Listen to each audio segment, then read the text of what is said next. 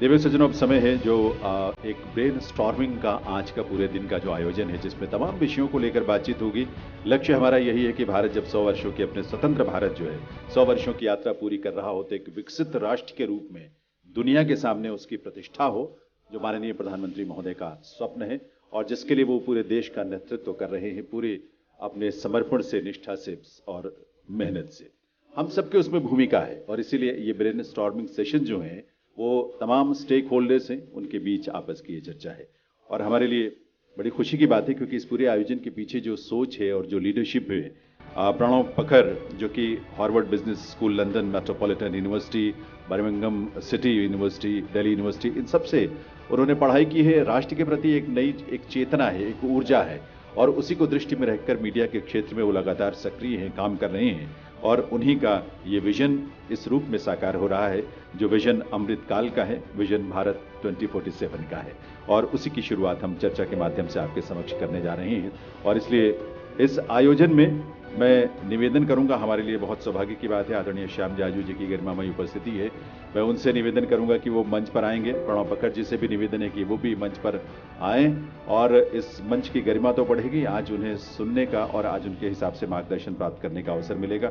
निवेदन श्याम जाजू जी से कि मंच पर आकर अपना स्थान ग्रहण करें। डॉक्टर अंजन रे, farmer director Indian institute of petroleum Dehradun, उनसे भी निवेदन है कि वो भी मंच पर आएं कृपया और आकर अपना स्थान ग्रहण करें। सुभाष गोयल जी, चेयरमैन स्टिक ट्रैवल ग्रुप, उनसे भी प्रार्थना करूंगा कि वो भी मंच पर आकर स्थान ग्रहण करें। और विनीत नाहटा, पावर गिल्ट जो हमारे टाइटल स्पॉन्सर हैं, उनसे भी निवेदन है कि वे भी मंच पर आएं और स्थान ग्रहण करें। और प्रणव पखर, निवेदन उनसे कि आप सभी मंच पर अपना स्थान ग्रहण करें क्योंकि इस सेशन को मॉडरेट करने का दायित्व भी प्रणव पखर जी का ही है। और विनीत नाहटा जी, उनसे भी मैं निवेदन करूंगा, विनीत जी आइए प्लीज।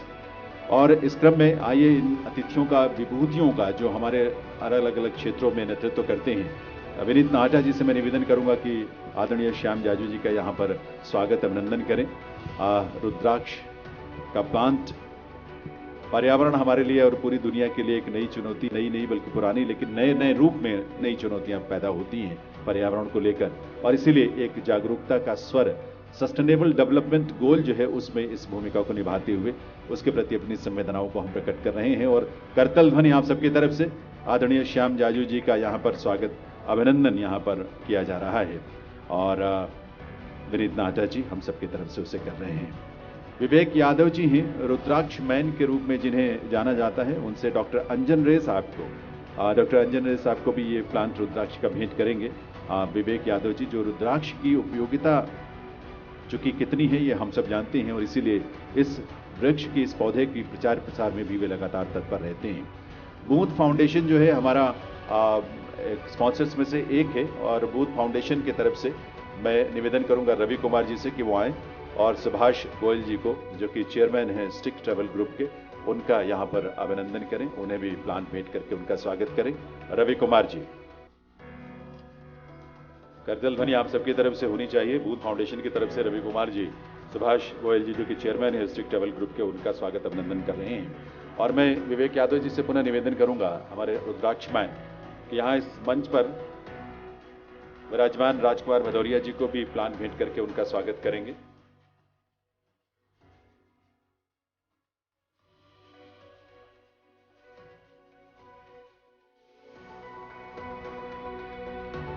बहुत बहुत स्वागत इन सभी विभूतियों का। और देवियों सज्जनों, उस विभूति को, उस पर्सनालिटी को आपके सामने मैं आमंत्रित करने जा रहा हूं, जिन्होंने देश के यानी राष्ट्र प्रथम के संकल्प में विकसित भारत का जो स्वरूप क्या होगा 2047 में और किस रूप में हम आगे बढ़ेंगे, लक्ष्य तो निर्धारित है, उस लक्ष्य को हासिल करने के लिए अलग अलग क्षेत्रों में किस तरह के रोड मैप की और एक्शन प्लान की जरूरत है और किस किस रूप में हम नागरिक के रूप में, समाज के रूप में, संस्थान के रूप में, राष्ट्र के रूप में अपनी भूमिका निभा सकते हैं। इन तमाम पक्षों को और विषयों को लेकर चर्चा करने का जो एक संकल्प प्रणव पखर जी ने तय किया और विजन टीवी वर्ल्ड की तरफ से उसे इस रूप में आपके सामने हम प्रस्तुत कर पा रहे हैं सभी स्पॉन्सर्स के माध्यम से, सहयोग से। तो आइए करतल ध्वनि आप सबकी तरफ से, क्योंकि इस सेशन को मॉडरेट करने के लिए भी मैं उन्हें आमंत्रित कर रहा हूं। श्री प्रणव पखर, हमारे प्रेसिडेंट और editor in chief vision TV world, आइए प्लीज वेलकम कीजिए प्रणव पखर जी को। और रवि जी से मैं निवेदन करूंगा, यादव जी, हमारे रुद्राक्ष मैन विवेक यादव जी, कि प्रणव पखर को भी, प्रणव जी को भी एक प्लांट जो है इस मौके पर भेंट करें रुद्राक्ष का, और उसके बाद आज की इन चर्चाओं की शुरुआत हम करेंगे, जिसको सुनने के लिए आप सभी यहाँ उपस्थित हैं। तो आपकी तालियों के साथ बहुत बहुत शुभकामनाएं, बधाई भी और स्वागत भी प्रणव प्रखर जी का, president and editor in chief vision TV world, बहुत बहुत स्वागत है। और मैं रिक्वेस्ट करूंगा प्रणव जी से कि वे इस सेशन की शुरुआत करें, क्योंकि लगातार मीडिया में तमाम राष्ट्रीय अंतर्राष्ट्रीय स्तर के कार्यक्रमों की कवरेज करते हुए मीडिया में बहुत महत्वपूर्ण भूमिका निभा रहे हैं, लेकिन उसके साथ साथ मीडिया की जिम्मेदारी राष्ट्र के निर्माण के प्रति अपने आप को किस रूप में हम सक्रिय और समर्पित कर सकते हैं, वो सोच भी उनके अंदर है। उसी सोच के साथ प्रणव प्रखर जी और सभी हमारे panelist. Thank you, Janendra ji. You have been very kind and very supportive. And it is also important because this program is nothing to do with Pranab and not to do with Vision Television. हमारा ध्येय है vision अमृतकाल भारत का 2047. Why we need 2047 as a landmark? Our Prime Minister has talked about it. Because unless and until you have a long-term vision, you have a tunnel vision, you plan accordingly, you cannot move up the ladder. And that is very important. और इसी वजह को, इसी thought process को implement करने के लिए हमने विजन अमृतकाल भारत का एक कॉन्सेप्ट सोचा। और ये बहुत स्ट्रेंज है कि मैंने सोचा था कि ये बहुत छोटा सा प्रोग्राम करूँगा, लेकिन आज बढ़ते बढ़ते इतना बड़ा हो गया। लेकिन इसके पीछे बहुत सारे लोग का एडवाइस है, गाइडेंस है। मेरे 3 एडवाइज़र हैं। मैं थोड़ा सा प्रोग्राम के बारे में बता दूं। आज हमारे साथ राजकुमार भदौरिया जी हैं, ये मेरे एडवाइज़र हैं, मार्गदर्शक हैं। और 2 और एडवाइज़र हैं, आनंद साहू जी, जो कि असंगठित क्षेत्र के मज़दूरों के साथ काम करते हैं।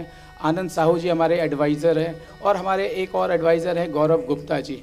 जब हमने तीनों से एक बार इस ब्रेनस्टॉर्मिंग किया, इंडिविजुअली भी, ग्रुप में भी, तो हमें लगा कि एक बहुत पॉजिटिव इनपुट मिला।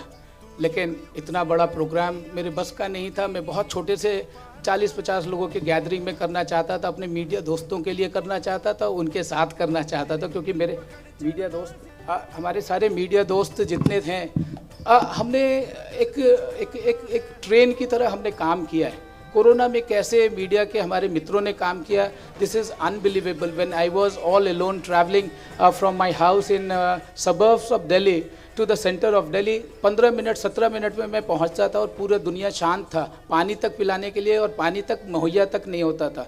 तब मैंने सोचा कि हमारे मीडिया के जो लोग हैं, इंडिपेंडेंट मीडिया के जो लोग हैं, जो मीडिया ऑर्गेनाइजेशंस के लोग हैं, उनकी बहुत इंपॉर्टेंस है। उनको भी भारत सरकार, जो प्रधानमंत्री ने जो विजन दिया, उसको आगे बढ़ाएं। I am also thankful to all my sponsors and including Vineet Nahata ji from Power Guild. He has believed in me, and that is something I just don't have words to say thank you to Vineet ji, and also all the sponsors who have come. हमारा ये जो sponsors हैं, उनमें most of them have eagerly and individually contributed to the welfare for the success of this program. हमारे साथ वृंदा जी भी आ गई हैं। मैं वृंदा जी से रिक्वेस्ट करूँगा, प्लीज़ आप स्टेज पर आएँ, और हमारे एंकर जैनेन जी से कहूँगा कि वृंदा जी भी आ गई हैं, उनका भी सम्मान पहले हो जाए, तो फिर आगे की बात हम ले जाएं।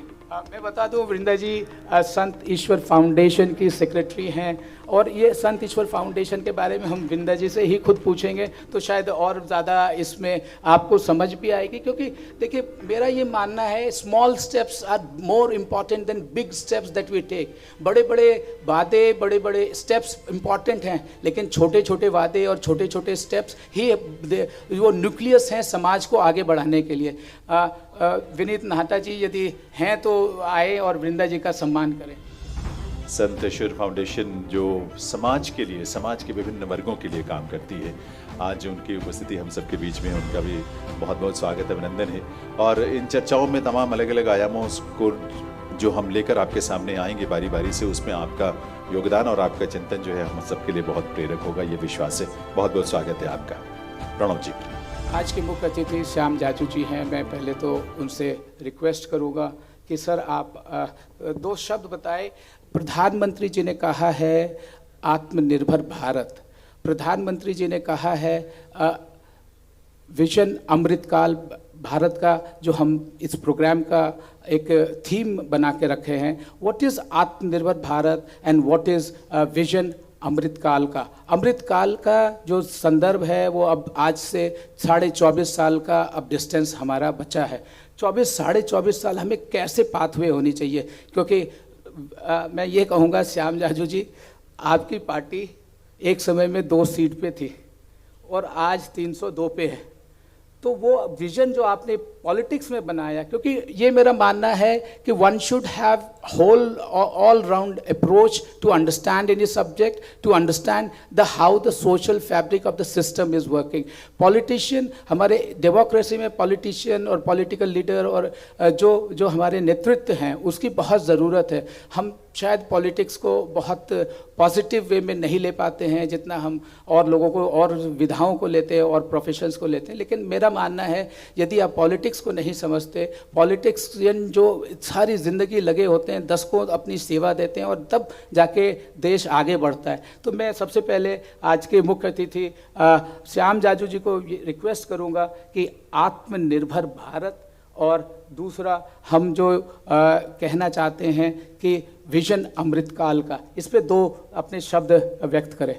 विजन टीवी वर्ल्ड के आज के इस आयोजन में मंच पर उपस्थित सभी डिग्नेटरीज, मुझे यहाँ पर निमंत्रित करने वाले और हमारे पुराने मित्र प्रणव प्रखर जी, और इस सभागार में इस ब्रेनस्टॉर्मिंग सेशन अटेंड करने के लिए आए हुए भाइयों और बहनों, सर्वप्रथम विजन टीवी वर्ल्ड का मैं धन्यवाद देता हूँ कि प्रधानमंत्री मोदी जी ने जिस अमृतकाल की कल्पना की है, 2047 का जो विजन सामने रखा है और पूरे देश को प्रेरित किया है उस ओर सोचने का, उस ओर जाने का, उसमें अपनी सहभागिता कर कर प्रधानमंत्री मोदी जी के एजेंडे को और देश के एजेंडे को आगे बढ़ाने का काम विजन टीवी इंडिया वर्ल्ड कर रहा है। मैं उनको धन्यवाद देता हूँ। कोई भी देश बगैर विजन के कोई एक्शन चल नहीं सकती और बगैर विजन की चल नहीं सकती। आज प्रधानमंत्री मोदी जी जब अमृतकाल की बात करते हैं, 2047 का विजन रखते हैं, आज़ादी के बाद अमृत वर्ष मनाते हैं, तो पूरे देश को गाइडेंस देते हुए, देश को एक नेतृत्व देते हुए, देश का कर्तृत्व किस दिशा में आगे ले जाना है, इसका बहुत अच्छा रोड मैप उनके सामने है। और उनका कार्यकाल जब से 2014 में वो आए हैं, उन्होंने एक बात तो प्रूव की है, हर आपत्ति को अपॉर्चुनिटी में कन्वर्ट कर कर देश को आगे कैसे ले जाया जा सकता है, ये उन्होंने प्रूव कर दिया है। और इसलिए आज पूरे विश्व में भारत की इमेज एक ग्लोबल लीडर के रूप में प्रधानमंत्री मोदी जी को 72% लोगों ने एक्सेप्ट किया है, अप्रूव किया है और उनको सर्टिफाइड किया है। ये उन्होंने अपने काम से ये मेटल प्रूव किया है। अभी अभी कोरोना कार्यकाल से हम बाहर आए। कोरोना के शुरुआत में लोग चर्चा कर रहे थे कि भारत इतना बड़ा देश है, लोक संख्या इतनी बड़ी है, इनके पास हेल्थ का इंफ्रास्ट्रक्चर इतना वीक है, देश देहातों में बसता है, अज्ञानी अनपढ़ लोगों की संख्या भी कम नहीं है, जो साक्षर नहीं है, और ये इस देश का क्या होगा।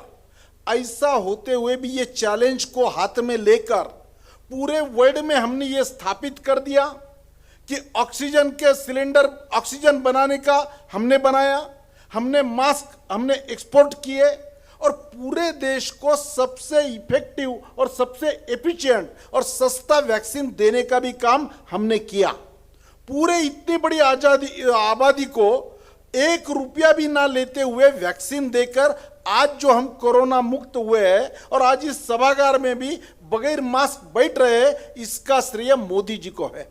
अपने देश को तो बचाया, इसके साथ साथ जो आवश्यक मेडिसिन की आवश्यकता हमारे देश की थी उतना रखकर बाकी पूरे विश्व में भी अपने खर्चे से मेडिसिन देकर और उसका 1 रुपया भी ना चार्ज कर कर एक बता दिया कि ये देश का नेचर है, ये हमारा कल्चर है, हम इसको मदद करते हैं और अपना मेटल हमने प्रूव कर दिया।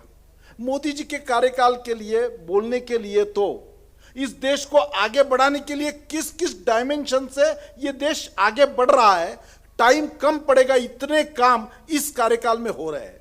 ये सही है कि राम मंदिर का निर्माण हो रहा है, उसके साथ साथ देश में आईआईटी, एम्स और आईआईएम की भी निर्मित इसी कार्यकाल में हो रही है।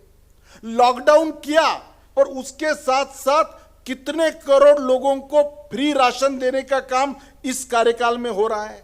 उसी कोरोना काल में 20 लाख करोड़ का पैकेज देकर पूरे विश्व को बता दिया और आज हमारे इर्द गिर्द के सभी देशों की इकोनॉमी डामाडोल होते हुए भी भारत अपने जगह पे स्टेबल है, स्थिर है और एक टाइम 10वें 11वें नंबर पर जो इकोनॉमी थी 2014 में, आज 5वें नंबर पर हमारी इकोनॉमी आ गई है। अपने आप में यह बताता है।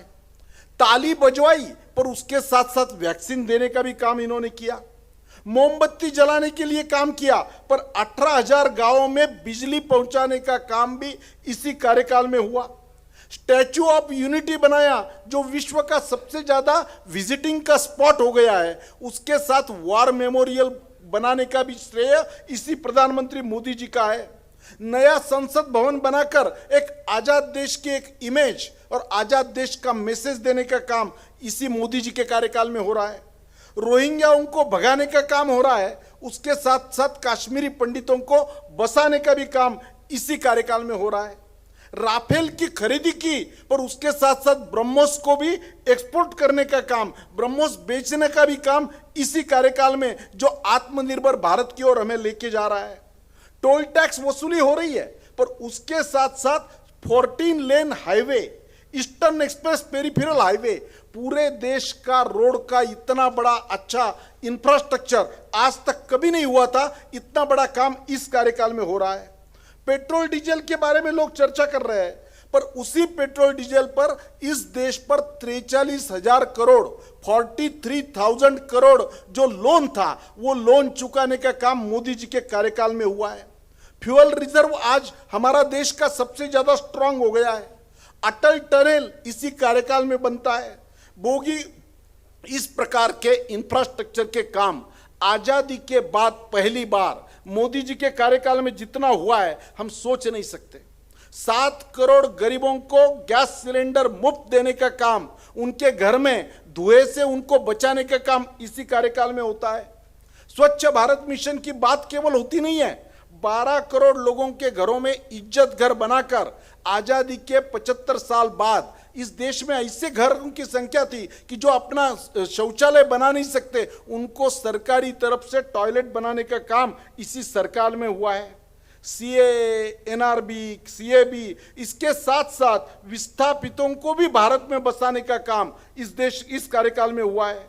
चाइना को किस प्रकार से हमने जवाब दिया हम सबको मालूम है। आत्मनिर्भर Bharat, make in India, skill India, ये केवल नारे नहीं रहे, उसका एग्जीक्यूशन और इंप्लीमेंटेशन इसी कार्यकाल में हो रहा है। नोटबंदी के साथ साथ डिजिटल पेमेंट में नई क्रांति लाने का काम मोदी जी के कार्यकाल में हुआ।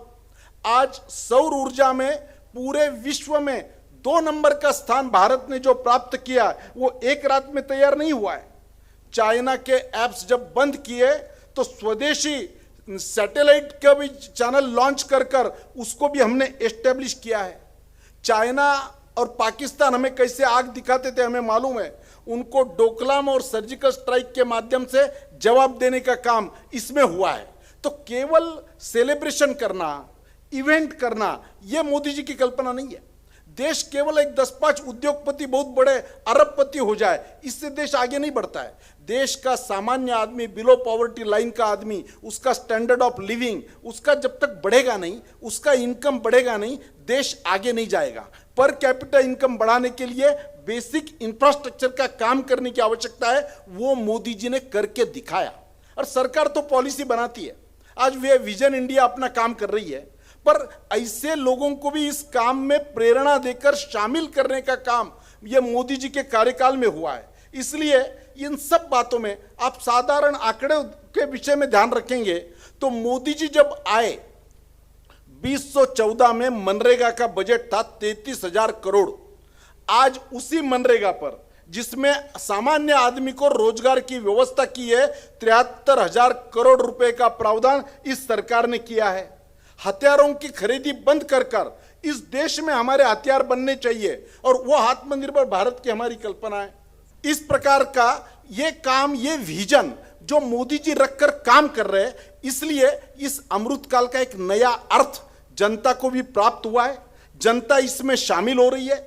जब तक सरकार के काम को और निर्णयों को जनता सहभाग नहीं देगी, तब तक देश आगे नहीं बढ़ेगा। इसलिए इस अमृतकाल का और 2047 का विजन जो मोदी जी ने रखा है, पूरे देश की जनता उसको अप्रिशिएट कर रही है, प्रमोट कर रही है और पूरे विश्व में हमारा एक स्थान बना है। पुनश्च एक बार विजन इंडिया को, प्रणव प्रखर जी को धन्यवाद देते हुए, एक अच्छे उपक्रम का उन्होंने आयोजन किया और उसमें पार्टिसिपेट होने के लिए मुझे बुलाया। बहुत बहुत धन्यवाद। नमस्कार। बहुत बहुत आभार माननीय श्याम जाजू जी का। ये हमारा पहला सत्र एक इंट्रोडक्टरी सेशन है जिसमें मूल बातें क्या हैं, क्या क्या हो सकती है, चीज़ें क्या हो रही हैं, क्या होना चाहिए, इन विषयों को लेकर हम चर्चा कर रहे हैं संक्षेप में, क्योंकि अलग अलग जो सेशंस हैं उसमें अलग अलग विषय जो हैं, चाहे वो रक्षा से जुड़ा हो, चाहे वो स्वास्थ्य से जुड़ा हो, आत्मनिर्भरता से जुड़ा हो, इन सब पर हम अलग अलग चर्चा करेंगे डिटेल में उस फील्ड के लोगों से। इसलिए निवेदन मैं करूंगा, प्रणव जी अगले वक्ता को बुलाएं, उससे पहले ये मैं जानकारी भी आप सबको दे दूं कि बड़ी खुशी की बात है, विंग कमांडर प्रफुल्ल बख्शी जी हम सबके बीच में यहाँ उपस्थित हैं। एक बार आपकी करतल ध्वनि के साथ उनका वंदन भी, अभिनंदन और बहुत बहुत स्वागत सर आपका इस कार्यक्रम में। और अगले वक्ताओं से निवेदन ये ज़रूर करूंगा कि 3 से 5 मिनट के बीच में अपनी बात को ख़त्म करेंगे, क्योंकि ये इंट्रोडक्टरी सेशन है और उसके बाद हम विस्तार से थोड़ी चर्चाएं करेंगे। प्रणव प्रखर जी। भारतीय सभ्यता में नारी शक्ति की पूजा और नारी शक्ति का जो एक विचार है भारतीय सभ्यता में, because I always believe family सिर्फ भारतीय सभ्यता में ही इसकी अहमियत पूरी दुनिया को समझाई जा रही है, समझाने की ज़रूरत है, बताने की ज़रूरत है। सनातन धर्म ज़रूर अपना इम्पॉर्टेंट है, लेकिन जो फैमिली न्यूक्लियस यूनिट में पूरी दुनिया में गया, देखा, सीखा, समझा और एनालाइज किया as a journalist, family value और फैमिली के बारे में शायद लोग हिंदुस्तान में रह करके उसकी अहमियत नहीं समझ पाते हैं। इसलिए आइडिया तो ये था कि वृंदा जी को मैं सबसे पहले बुलाऊं, क्योंकि हमारा प्रोग्राम नारी शक्ति से यदि पोषित होता है, आशीर्वाद मिलता है, तो वो शायद बहुत इम्पॉर्टेंट होगा। देखिए, सोशल ऑर्गेनाइजेशंस बहुत, यदि हिंदुस्तान है, यदि एमएसएमई है, तो मैं उसको मानता हूँ सोशल ऑर्गेनाइजेशन फैब्रिक है समाज को बनाने का। और हमेशा ये मेरा मानना है, छोटा से छोटा सोशल ऑर्गेनाइजेशन, आज हमारे पीछे आप एग्जीबिशंस में भी देखेंगे, बूंद फाउंडेशन है, क्या करती है? नमामि गंगे है, वो क्या करती है? एक पापड़ बनाने वाली सेल्फ हेल्प ग्रुप है, वो क्या करती है? या जितने हमारे स्पॉन्सर्स हैं, स्पॉन्सर्स के अलावा भी हमने ये कोशिश किया कि उन लोगों को जगह दें, उन लोगों को सेवा दें, और हमने कुछ उनसे पैसे भी नहीं लिया जो सोशल ऑर्गेनाइजेशंस काम कर रही हैं। And that is something what we value and what we think that society को यदि बनाना है, समाज के न्यूक्लियस को मजबूत करना है, तो इम्पॉर्टेंट है। Now I request Vrinda Khanna ji, she is the secretary of a Sant Ishwar Foundation. मेरा एज ए जर्नलिस्ट क्रिटिक होता हूँ, लेकिन इम्पॉर्टेंट ये है कि संत ईश्वर फाउंडेशन को हमने कवर किया पिछले दो अंकों में। मैं वृंदा खन्ना जी से गुजारिश करता हूँ कि थोड़ा what inspired the organisation. Kapil Khanna ji ने जो एक थॉट प्रोसेस माता पिता के लिए रखा था, मैंने एक दिन पूछा कि मुझे तो संत और ईश्वर में समझ ही नहीं आता, नाम कैसे है सर, इसमें कुछ आगे जोड़ दीजिए, पीछे जोड़ दीजिए।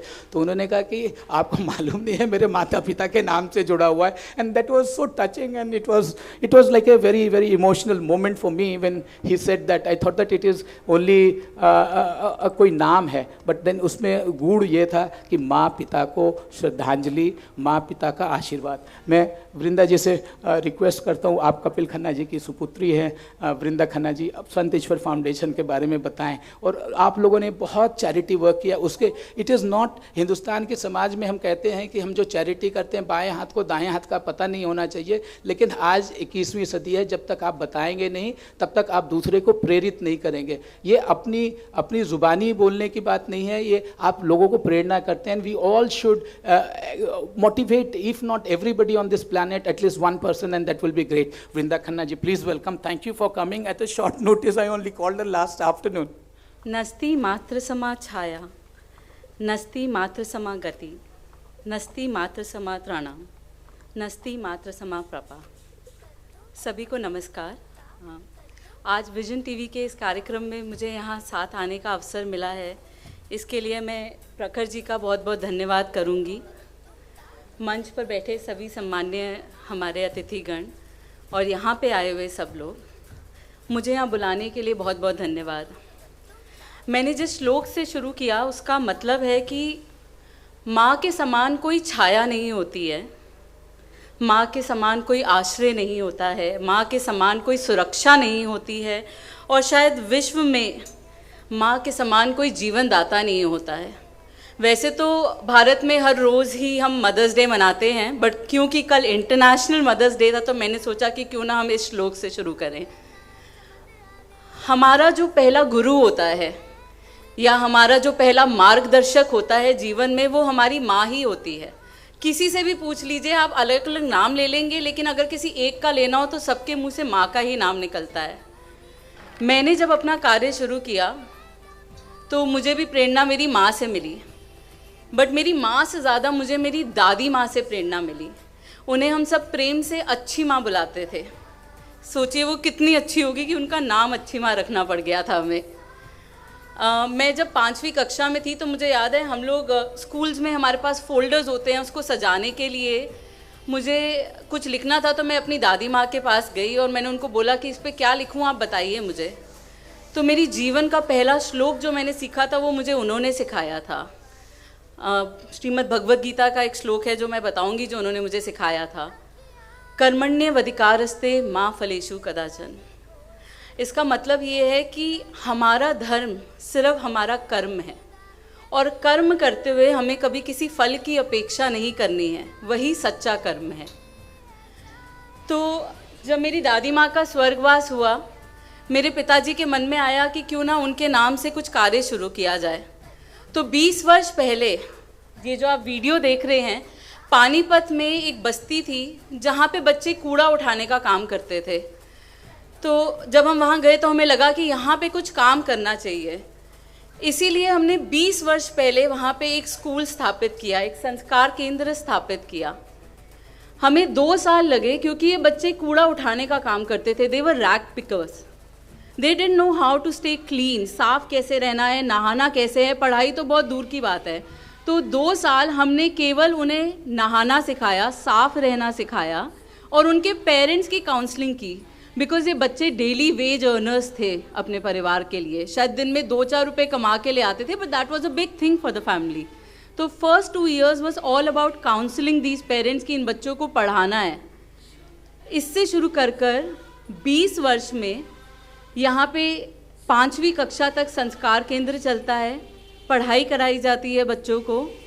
प्रधानमंत्री जी का आत्मनिर्भर भारत, स्किल अप इंडिया का ये जो मिशन है, इसका ध्यान रखते हुए यहाँ पे शाम में सिलाई केंद्र चलता है आसपास की महिलाओं के लिए। गर्मियों की छुट्टियों में यहाँ पे मेहंदी लगाना, रंगोली बनाना, art and craft, cooking, beauty and culture, yoga, ऐसी स्किल क्लासेस कराई जाती हैं। आपको जान के सरप्राइज़ होगा कि ये जो बच्चे हैं, ये कभी कभी करवा चौथ के दिन या अगर आसपास बस्तियों में शादी हो तो ये मेहंदी लगाने जाते हैं उसमें, और एक रात में 10-12 लड़कियां मेहंदी लगाने जाती है और 1.5 लाख रुपए तक कमा के ले आती हैं।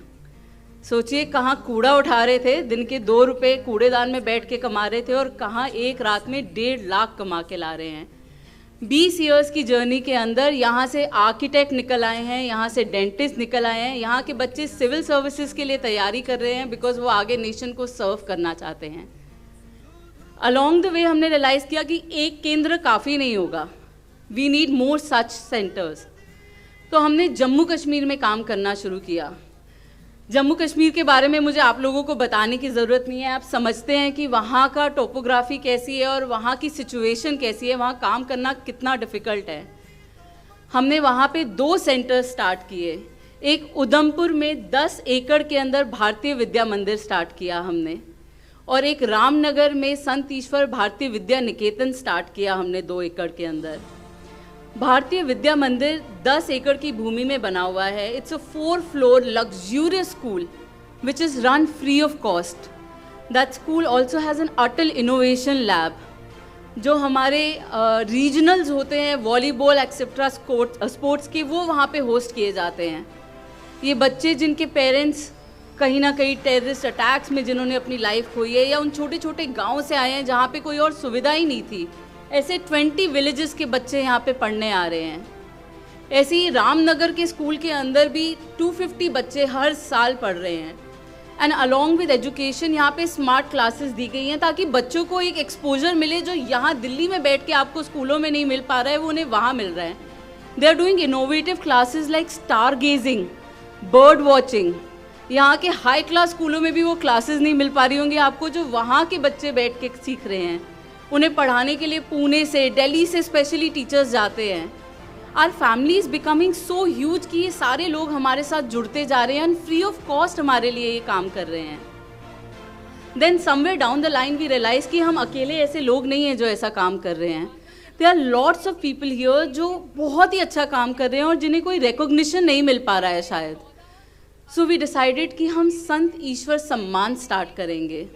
संत ईश्वर सम्मान will focus on those winners, on those people who are doing incredible work at the grassroots level, लेकिन जिनको कभी राष्ट्रीय स्तर पे कोई सम्मान ना मिला हो।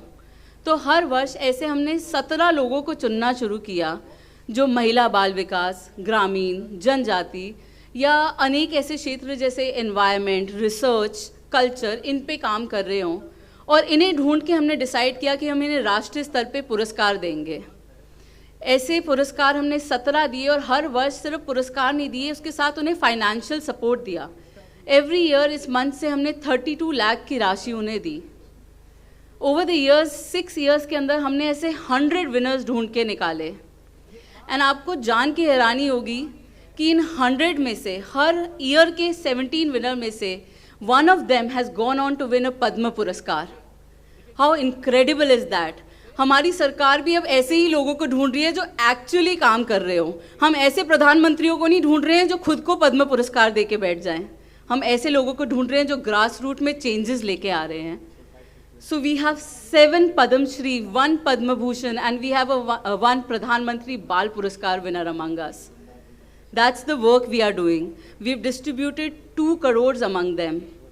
And when we completed 100 years, we received the blessing of Sir Sanchalak ji and Swami Avdeshanand ji in our function. We decided कि it's time कि इन stories को लोगों तक पहुंचाना चाहिए। And with that aim हमने एक पुस्तक प्रकाशित की जिसका नाम हमने सेवा परमो धर्म लिखा। इस पुस्तक के अंदर इन 100 विनर्स की हमने स्टोरीज इंक्लूड की ताकि आप तक, स्टूडेंट्स तक ये कहानियाँ पहुँचे। आप जो इंस्पिरेशन ले रहे हैं वो आप यहाँ से ले, रादर टीवी पे हम किसी और को देख के गलत तरह की इंस्पिरेशन ले। इसके साथ साथ हमने दिल्ली के अंदर संत ईश्वर संवाद का भी काम शुरू किया जहाँ पे हमने अच्छे लोगों को इकट्ठा किया अलग अलग समाज से। शायद आप उन्हें बैकवर्ड सोसाइटी कहते होंगे, लेकिन हमें लगता है कि नाम से कुछ फ़र्क नहीं पड़ता, उनके काम इतने अच्छे होते हैं। ऐसी बहुत सोसाइटीज़ को हमने इकट्ठा किया ताकि उनके बीच भी सेवा की चर्चाएँ हों और डिफरेंट कामों को हम एक दूसरे के साथ जोड़ सकें। आज के कार्यक्रम का थीम है 100 years भारत के। हम कह रहे हैं कि हमें डेवलप्ड नेशन का टारगेट रखना है। मुझे लगता है हमें इससे 2 कदम आगे बढ़ जाना चाहिए। हमने कोविड का समय देखा है और हमने ये देखा है कि कोविड के समय में डेवलप्ड नेशंस कितने क्रैश कर गए। यूरोपियन नेशंस थे जो आजू बाजू अपने नेबर्स को ऑक्सीजन तक शेयर नहीं करना चाहते थे। The so called United Nations जिसको हम बोलते हैं, उन्होंने कैसे अलग अलग देशों का साथ दिया जो उन्हें नहीं देना चाहिए था, वो हमने देखा। हमने अमेरिका में देखा वी हैव अ प्रेसिडेंट जिसने खुद ही मास्क लगाने से मना कर दिया। The amount of protest that took place, हमें वो लोग कहते हैं कि हम अनपढ़ हैं, लेकिन हमने वहाँ देखा कि कितनी चोरियाँ हो रही थी, कितने प्रोटेस्ट हो रहे थे, इतनी चोरियाँ हो रही थी कि उन्होंने एक लॉ निकाल दिया कि यहाँ तक चोरी कर लो, हम आपको जेल में नहीं डालेंगे। बट इन कॉन्ट्रास्ट हमने भारत में देखा, हमने ना सिर्फ अपने लोगों तक वैक्सीन पहुँचाई, हमने विश्व में भी वैक्सीन बांटी। इसके साथ साथ हमने अपने इकोनॉमिक स्तर का भी ध्यान रखा। तो जस्ट डेवलप्ड नेशन हमें बनना है, शायद ये हमारी सोच नहीं होनी चाहिए। अब तो हमारा टारगेट सीधा विश्व गुरु बनने का होना चाहिए, जो ऑलरेडी जिसकी तरफ हम काम करना शुरू भी कर चुके हैं। तो with that I would like to thank everyone for having me here. मैं चाहूँगी कि एक छोटी सी वीडियो हम यहाँ पे संत ईश्वर सम्मान के बारे में चलाएंगे, जो आप सब देखें। Thank you. Thank you, ma'am, for gracing the occasion and the wonderful speech, because it is the unit that makes the wholesome. It is also important now that I invite Dr. Anjan Ray.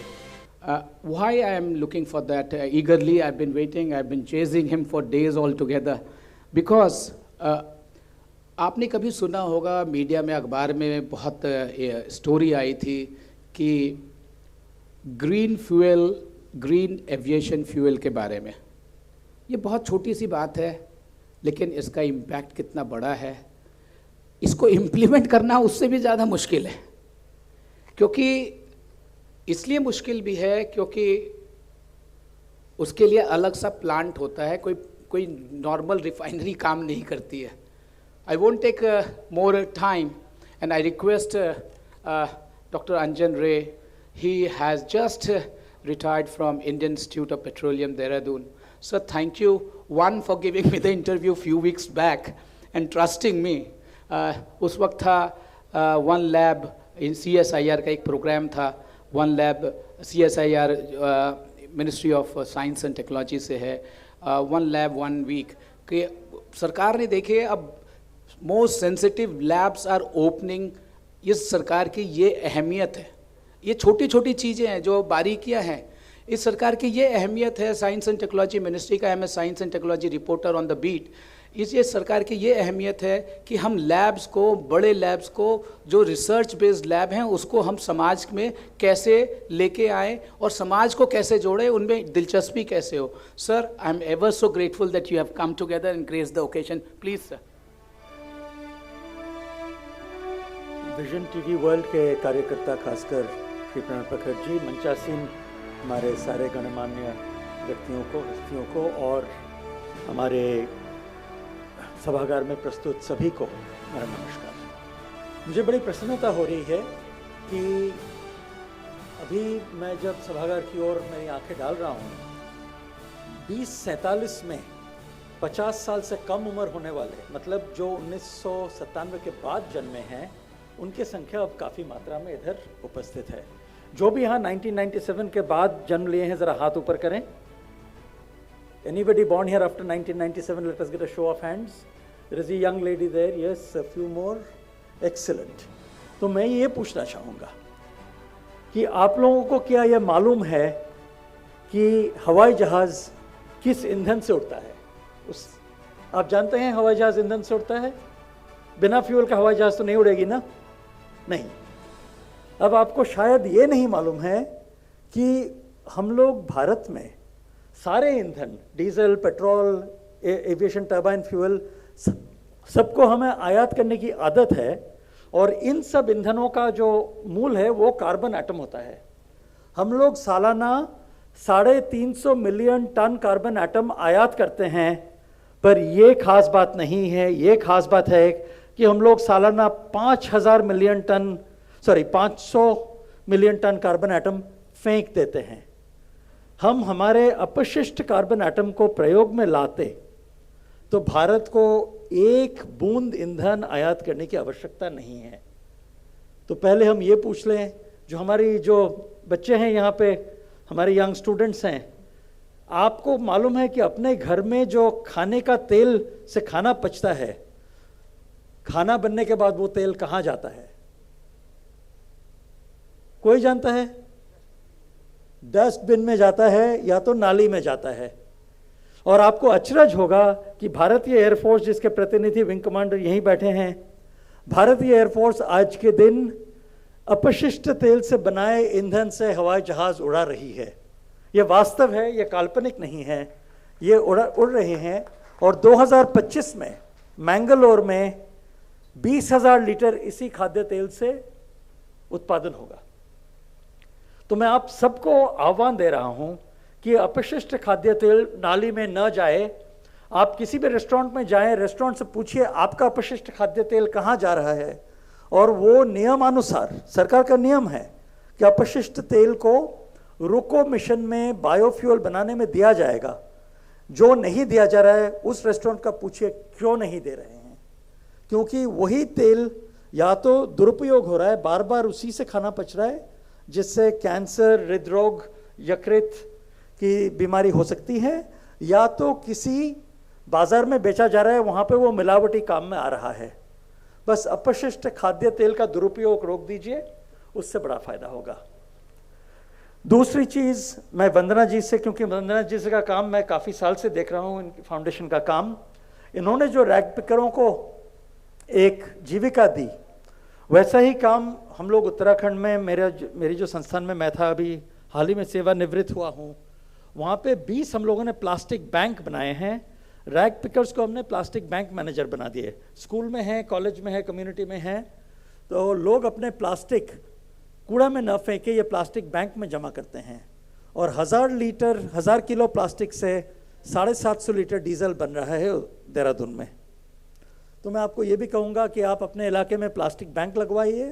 कैसे करना हो मुझे बताइए, और मैं मदद दे दूंगा जो भी करना है प्लास्टिक बैंक लगवाने में है। और उसी प्लास्टिक से रास्ते बनेंगे, टाइल्स बनेंगे, डीजल बनेगा, पेट्रोल बनेगा, उतना आयात कम हो जाएगा। मैंने 350 मिलियन टन की बात की, इस साल वो 350 से घटकर 330 मिलियन टन बन गया, क्योंकि 20 मिलियन टन एथेनॉल और बायोगैस हमारे देश में आ गई सरकार के प्रयास से, सरकार के पॉलिसीज से। ये 350 से 330 शून्य हो सकता है। उसके लिए आपसे बस इतना ही मैं अनुरोध कर रहा हूँ, अपशिष्ट न फेंके, अपशिष्ट का सदुपयोग करें, दुरुपयोग न करें। इतना ही कहते हुए, क्योंकि मुझे मालूम है सबका समय कीमती है, मैं अपने बातों का यही विराम देता हूँ। धन्यवाद। Thank you very much sir. बड़ी सारी उम्मीदें बनती हैं इन बातों को सुनकर, विश्वास बढ़ता है हम सबका, और ये संकल्प जो हम सबके मन में बीज रूप में है वो बहुत मजबूत होता है। माननीय श्याम जाजू जी ने शुरुआत में ही जिस बात को बड़े विस्तार से उन्होंने रखा, सरकार की तरफ से और माननीय प्रधानमंत्री महोदय के नेतृत्व में वैश्विक स्तर पर भारत जो भूमिका निभा रहा है, वो अपने आप में इस बात की पहचान है कि भारत बहुत तेजी से उस दिशा की तरफ बढ़ रहा है जो विकसित भारत का स्वरूप है। और आत्मनिर्भरता के नए नए आयाम, जिसमें डॉक्टर रे ने जो बात रखी आपके सामने, क्योंकि फ्यूल या ईंधन या ऊर्जा, उसके बिना विकास की गति स्थिर हो जाती है, थम जाती है। तो ऐसे विकास में आत्मनिर्भर होकर आगे बढ़ें, ऊर्जा के क्षेत्र में और ईंधन के क्षेत्र में हम आत्मनिर्भर हों इस दिशा में, चाहे वो इथेनॉल का प्रोडक्शन, बढ़ता हुआ प्रोडक्शन हो, या बायोफ्यूल का तेजी से उत्पादन या उसका निर्माण, उसकी बनावट में उसको बनाने की प्रक्रिया तेजी से आगे बढ़ रही है, क्योंकि इसके माध्यम से विदेशी मुद्रा बहुत बड़ी मात्रा में उसकी बचत होती है जो देश के विकास में लग सकती है।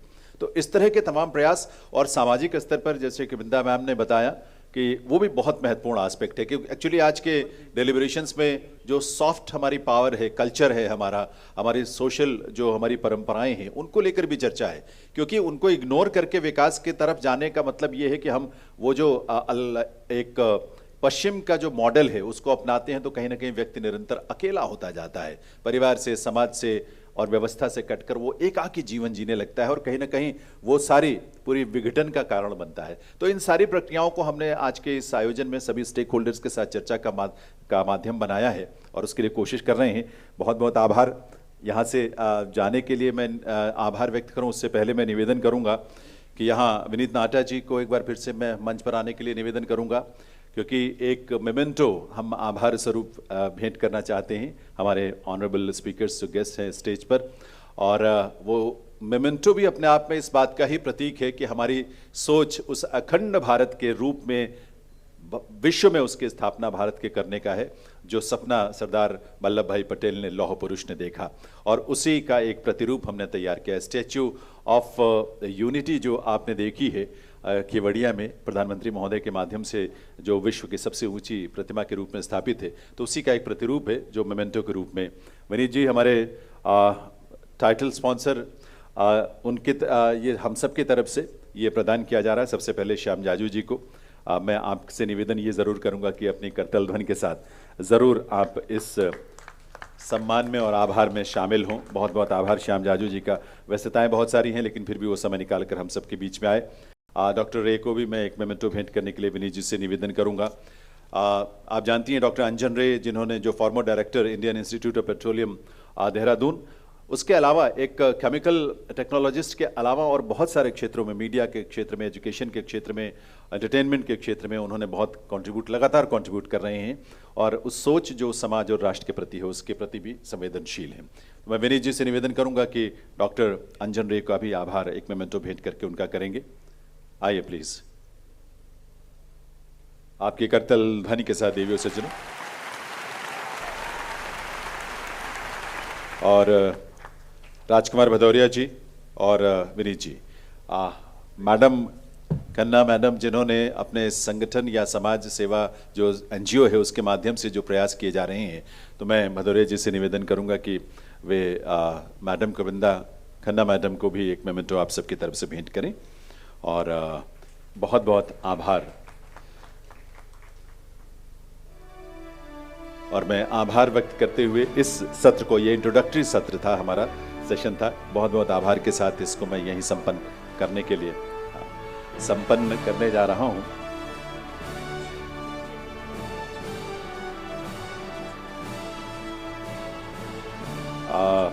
रुद्राक्ष मैन विवेक यादव, जिनका मैंने पहले भी जिक्र किया, और जिन्होंने रुद्राक्ष के पौधे, उनका संकल्प है कि लोगों के बीच में रुद्राक्ष के पौधे बांटना ज़्यादा से ज़्यादा, क्योंकि उसकी अहमियत और उपयोगिता बहुत है।